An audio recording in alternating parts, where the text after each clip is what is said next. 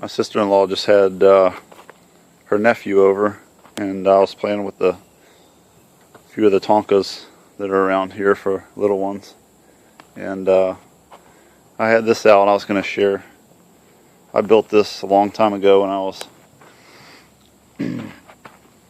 13 years old, when I was really wanting a track loader. And my metal fab skills were very amateur, and a lot of the welds are terrible because I was using flux core 35 thousandths, which should not have been done. I would have been better off with gas acetylene. We didn't have a TIG welder, but that's called young and ignorant.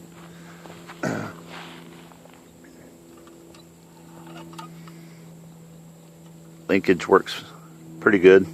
Sometimes you have models that as the boom goes up, the bucket won't dump or something, but for 13 or whatever age I was, I did pretty good on the linkage. I started the first two holes. I was trying to do a real good job, and then I just said the heck with it and just started drilling all over. But I wish now that I would have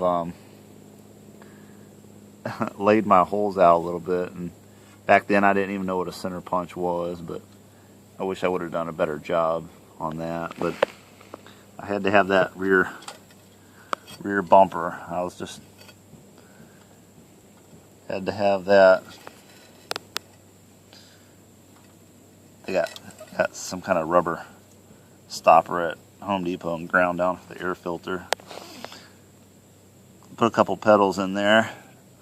I made a seat, but I never glued it. I kind of got 85% with this project and threw the towel in. My sister-in-law makes graphics. I used to have some printed graphics, but they're nothing like the vinyl ones you get, and the ink it got wet one time and they just I peeled them off. But there's a remainder of the DIY printer at home. It just all the ink washed off. But my sister-in-law does the vinyl graphics. I need to have her make some graphics to make this thing a lot sharper. But I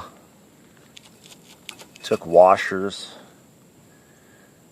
The back wheel and the front wheel is just different size washers welded together, and the top roller as well as all the bottom rollers there, they all turn, and that's all just pipe and welded to washers. A lot of time was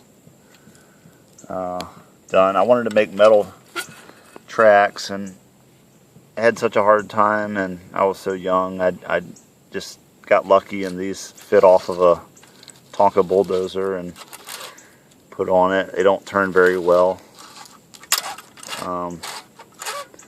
Then for an idler adjustment, these will actually adjust. I put that nut is just sitting in there, and then this piece here is welded. A metal solid rod goes inside that pipe, and then I just have a section of threaded rod that you can just pull out on this and tighten or loosen that to adjust the track.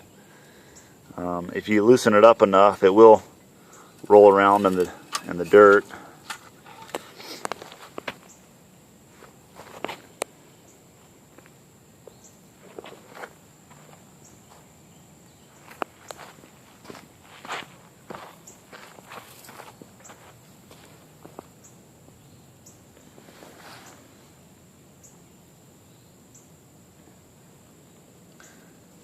Need to get Cody to graphic that thing for me this week. That would make that thing a lot slicker. See, I was playing around with it when not Colton, Brentley was here. I modeled it more after a 953 or 63, but nowadays I run a 943 in the business. I don't do any work big enough to need a 53 or 43, excuse me, 63 or 53. Personally, I like the 943. Never come across anybody that agrees, but I don't really care. The 943, for all the work I've done, is perfect. Take down any tree in Georgia you need to. You can dig whatever you need to dig.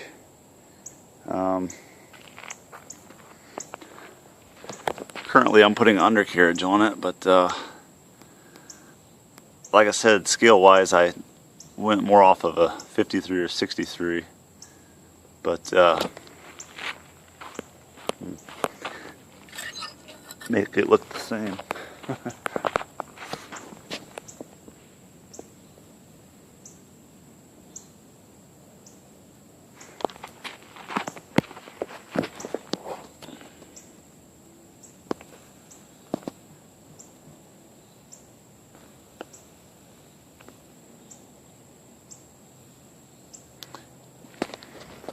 But anyways, that's the model I built when I was 13.